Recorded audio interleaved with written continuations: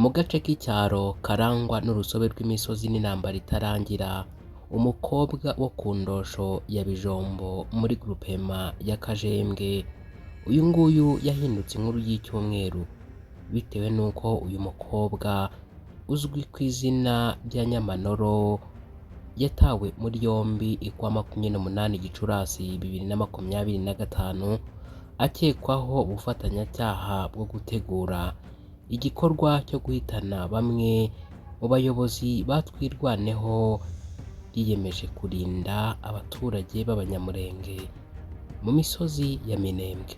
Mu makuru yavugwaga, Nyamanoro ngo yari yahawe ubutumwa bwihariye bwo gushakisha nimero za telefone za bamwe mu bayobozi bakomeye batwirwaneho, cyane cyane Brigadier General Sematama uzwi cyane mu karere nk'intare batinya. Izo nimero zifashishwaga n'inzego z'umutekano za leta ya Kinshasa ngo kugira ngo babagabeho ibitero hakoreshejwe indege zitagira abapilote zitwa drone, nk'uko byigeze gukorwa ubwo Rukunda Michel Makanika yicwaga mu kwezi kwa kabiri k'uyu mwaka. Amakuru ava mu Mikenke aho Nyamanoro yafungiwe mu gihe cy'iminsi 2 agaragaza ko ubwo yafatwaga ava Ibijombo, aho bivugwa ko yari amaze iminsi avugana n'abantu bo muri Gumino, umutwe witwara gisirikari ufite amateka yo guhohotera abaturage b'Abanyamulenge.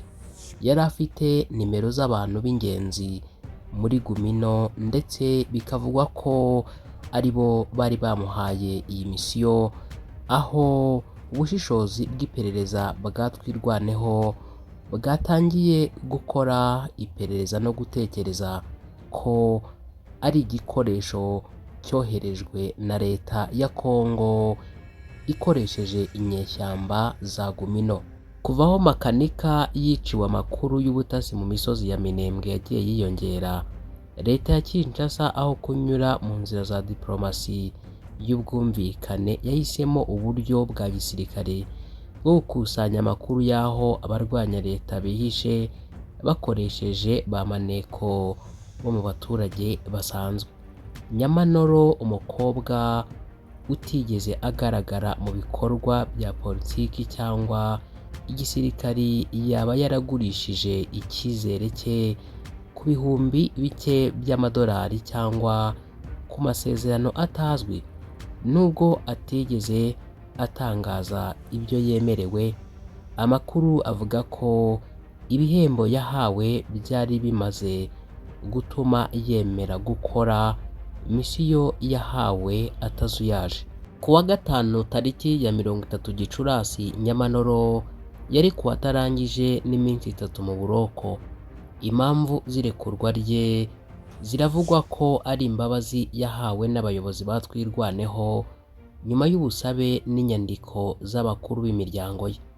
Nubwo amahoro yagarutse by'agateganyo mu duce twa Rugezi, Mikenke na santere ya Minembwe, amakuru aturuka mu bucukumbuzi bw'amakuru avuga ko Nyamusaraba, umuyobozi wa Gumino, yazamutse aturutse Bujumbura atwaye ingabo nyinshi ziturutse mu Burundi. Nubwo bimeze bityo, n'abandi bahoze ari abarwanyi ba CNDD bari kumwe nawe. Bikavugwa ko iyi nzira yo kuzana ingabo atari iy'amahoro, ahubwo igamije ibitero byo gutatanya ibirindiro byatwirwaneho muri Bijombo no mu nkengero za Mikenke. Ku rundi ruhande, mu misozi ya Matanganika, Gitumba na Kabanju, inkongi z'umuriro zikomeje kwibasira amashyamba n'imisozi.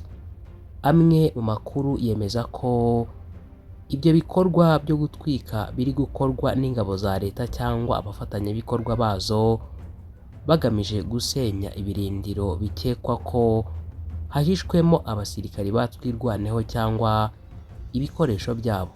Naho ingabo z'u Burundi, nyuma y'imyaka igera kuri 2 zihanganye n'ihuriro rya AFC M23 mu burasirazuba bwa Repubulika Iharanira Demokarasi ya Kongo RDC, Ingabo z'u Burundi zafashe icyemezo gitunguranye cyo kugaba ibitero bikomeye ku mutwe wa FLN, umwe mu bari bagize ihuriro ryari rigamije guhirika ubutegetsi bwa leta y'u Rwanda. Ibi bitero biri kubera mu ishyamba rya Kibira riri ku mupaka w'u Burundi na RDC, bikaba byaratangiye mu kwezi kwa Werurwe 2025 bikomeza no mu ntangiriro za Gicurasi. Byabaye nyuma y'uko FLN yanze kwifatanya n'ingabo z'u Burundi mu rugamba rwo kurwanya AFC M23 mu ntara ya Kivu y'Amajyepfo. Umwe mu basirikari b'u Burundi wavuganye n'urubuga Social Media Burundi yavuze ko ubuyobozi bwa gisirikari bwahaye FLN amabwiriza yo kwifatanya n'abarwanyi ba FDLR Wazalendo ndetse n'ingabo za FARDC iza Congo mu guhangana na AFC M23, ariko FLN ikabyanga. Ati kwanga kwabo kwafashwe nk'ubugambanyi, baburiwe bahitamo guhungira muri Kibira. Iyi myitwarire ya FLN yafashwe n'ubutegetsi bwa Bujumbura nk'ikimenyetso cy'uko uyu mutwe udashyigikiye inyungu z'u Burundi, ahubwo ushobora kuba ushaka kwihugiraho cyangwa se gutera umugongo imigambi yabwo yo guhangana na AFC M23 imaze gufata ibice by'ingenzi bya Kivu y'Amajyepfo birimo n'umujyi wa Bukavu. Raporo y'impuguke z'umuryango w'abibumbye yo mu mpera za 2023 yagaragaje ko mu gihe umubano w'u Rwanda n'u Burundi wari umaze kongera kuzamba, ingabo z'u Burundi zari zakajije ubufatanye n'umutwe wa FLN, umutwe washinzwe n'abarwanya ubutegetsi bw'u Rwanda biganjemo abarwanyi bavuye muri FDLR. Mu bihe bishize FLN yafatanyaga n'ingabo z'u Burundi mu bikorwa byo kurwanya Regitabara, undi mutwe w'abarwanya ubutegetsi bwa Bujumbura. Ibi byari byahaye FLN icyizere n'ubufasha buhagije, ariko ubwo FLN yangaga kurwanira hamwe n'izo ngabo, ibintu byarahindutse. Abarwanyi bayo batangiye guhigwa nk'uko byemezwa n'amakuru y'iperereza ry'u Burundi.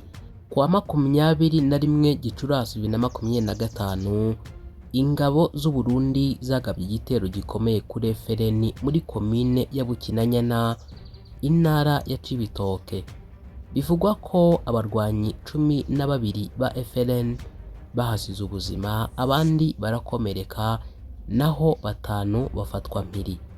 Umwe mu basirikari bari bayoboye iki gitero yavuze ko cyari gishingiye ku makuru y'ubutasi yizewe, kuko FLN yari imaze iminsi ikusanya ku gahato ibiryo ku baturage baturiye ishyamba rya Kibira. Nubwo uruhande rw'u Burundi rwemeza ko rwatsinze, rwemeje ko umwe mu basirikari barwo yaguye muri iki gitero, abandi 3 barakomereka. Abasesenguzi bavuga ko iki gikorwa cyo kugaba ibitero kuri FLN kigaragaza impinduka zikomeye mu nyungu z'u Burundi. Uyu mutwe wakomeje gushyirwa mu majwi na leta y'u Rwanda ko ukorera iterabwoba mu majyepfo y'u Rwanda, cyane cyane mu ishyamba rya Nyungwe. Ubu noneho u Burundi burimo kuwufata nk'inkomyi mu rugamba ruhanganyemo na AFC M23, ihuriro ryahinduye ikibuga cya politiki n'igisirikari mu burasirazuba bwa Kongo. Iyi ntambara nshya hagati y'ingabo z'u Burundi na FLN ishobora gusenya burundu ihuriro ry'imitwe yitwaje intwaro ryari rigamije guhirika ubutegetsi bw'u Rwanda, mu gihe AFC M23 iyo ikomeje kwigarurira utundi duce two muri Kivu y'Epfo no mu majyaruguru. Kugeza ubu ngubu u Burundi ntiburagira icyo butangaza ku mugaragaro ku mpinduka zabaye mu mubano wabwo na FLN. Umutwe bwari bwarahaye rugari ariko kuri ubu bukaba bwarahindutse umuhigo. Mu gihe ingabo za leta ya Congo FARDC n'abafatanyabikorwa bazo barimo FNDB, FDLR n'imitwe ya Wazalendo bahanganye na twirwaneho mu misozi y'amajyepfo y'uburasirazuba bwa Repubulika Iharanira Demokarasi ya Congo, amakuru mashya y'ubucukumbuzi agaragaza impinduka zikomeye mu mikorere n'uburyo bw'intambara bari gukoresha. Ahitwa Rugezi Mikenke na santere ya Minembwe haravugwa ibikorwa bihishwe biherekejwe n'ibikorwa bya gisirikare bidasanzwe byiganjemo gusenya ahakekwa kuba ibirindiro bya twirwaneho ishinzwe kurinda abaturage b'Abanyamurenge. Amakuru yizewe aturuka mu bucukumbuzi bw'amakuru y'umutekano muri ako karere avuga ko Nyamusaraba, umuyobozi uzwi wa Gumino, yageze mu misozi ya Minembwe avuye i Bujumbura ari kumwe n'ingabo nyinshi ziturutse mu Burundi. Bivugwa ko aba barwanyi barimo n'abahoze ari abasirikari bakomeye ba CNDD, ishyaka riri ku butegetsi mu Burundi, bakaba bafite ubumenyi n'inararibonye mu ntambara z'ishyamba. Amakuru yemeza ko ibi bikorwa bifite intego yihariye yo kugaba ibitero bya giturumbuka ku birindiro bya twirwaneho, by'umwihariko mu duce twa Bijombo n'imisozi Mikenke, hagamijwe gutatanya imbaraga z'uyu mutwe wo mu ntambara yo kubica intege. Mu misozi ya Matanganika, Gitumba na Kabanju haravugwa inkongi z'umuriro zidafite ibisobanuro bihagije. Izi nkongi ziganjemo gutwika amashyamba manini n'ubusitani bw'inzitane, zivugwa nk'ibikorwa byateguwe n'ingabo za FARDC, iz'u Burundi cyangwa imitwe bafatanyije urugamba. Bivugwa ko bari gukora biriya bikorwa mu buryo bushobora gukekwa ko bugamije gusenya ibirindiro n'ububiko by'intwaro bya twirwaneho byihishe mu mashyamba. Mu bindi bikorwa bigamije harimo kwirukana abaturage bakekwa ko bashyigikiye cyangwa batanga amakuru kuri twirwaneho, guhungabanya uburyo bw'itumanaho n'ubuhahirane hagati y'abarwanyi bo mu misozi. Ubusanzwe imitwe yitwaje intwaro muri Kivu yifashishaga amayeri ya gakondo n'intambara zishingiye ku kwisha no gucunga ahantu h'ishyamba.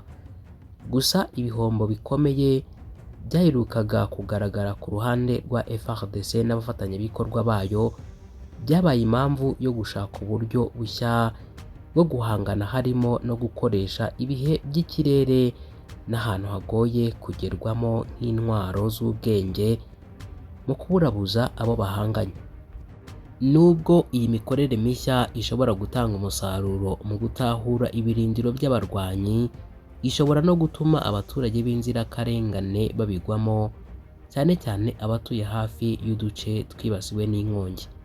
Hari impungenge zikomeye kandi zikomeje gututumba mu rwego mpuzamahanga n'uburenganzira bwa muntu, aho bamwe mu bagize sosiyete sivile bavuga ko ibikorwa birimo kuba binyuranije n'amategeko mpuzamahanga, cyane cyane mu bijyanye no kurengera ibidukikije n'abaturage b'abasivili. Mu gihe ingabo za FARDC n'imitwe bafatanya zigenda zongera imbaraga ibikorwa byazo byo gutwika no gutera inkambi za twirwaneho, hakomeje kwibazwa niba aya mayeri mashya azatanga umusaruro mu buryo burambye cyangwa niba azarushaho gukurura umwiryane w'igihe kirekire n'ingaruka ku baturage. Mu yandi makuru, komite mpuzamahanga y'umuryango utabara imbabare CCL yatanze impuruza ikomeye nyuma yo gutahura ibisasu byinshi byandagaye mu bice bitandukanye by'umujyi wa Goma no mu nkengero zawo. Ibi bisasu bishingiye ku mirwano iheruka hagati yahuje M23 n'ingabo za leta ya Repubulika Iharanira Demokarasi ya Congo FARDC aho intare za Sarambwe zafashe Goma mu ntangiriro z'uyu mwaka nyuma yo gusunikira inyuma ihuriro ry'ingabo za leta.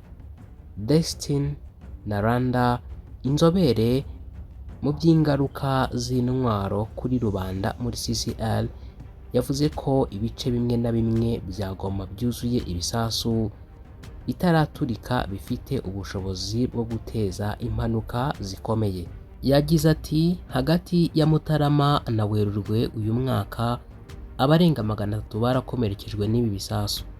Abenshi muri bo bagaragara mu mubare w'abarenga 1000 bavuriwe ku bitaro bya Sabaka Ndosho bakomerekeye ku ntwaro z'impande ebyiri zihanganye. CCL irasaba abaturage kwitwararika birinda gukorakora cyangwa kwegera ibikoresho by'intambara batamenyereye kuko bishobora kubateza ibyago bikomeye. Abaturage bo mu duce twibasiwe bagaragaza impungenge zishingiye ku buzima bwabo bwa buri munsi, aho abana babo bava ku mashuri, banyura mu mirima cyangwa imihanda yagaragayemo ibisasu bitaraturika.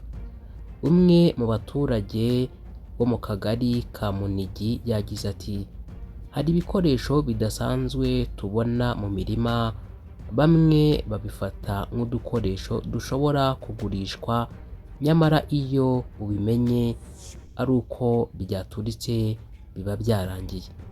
Mu gihe inzego za civil n'iza gisirikari muri AFC M23 zikomeje kugerageza kwinjira mu bice byandagayemo intwaro, CCR ivuga ko hakenewe ubufatanye bwihuse n'ubushishozi n'ubushobozi bwisumbuyeho kugira ngo izi ntwaro ziturikijwe mu buryo butabangamiye abaturage.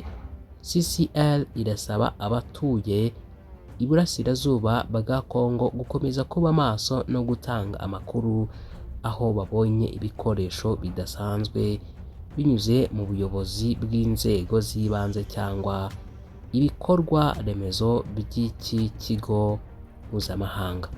Umuvugizi wa CCR yibukije abantu ko ibisasu bisigaye ku rugamba bishobora guturitsa mu buryo butunguranye, bityo bigatera urupfu cyangwa ubumuga budakira cyane cyane ku bana bato n'abagore.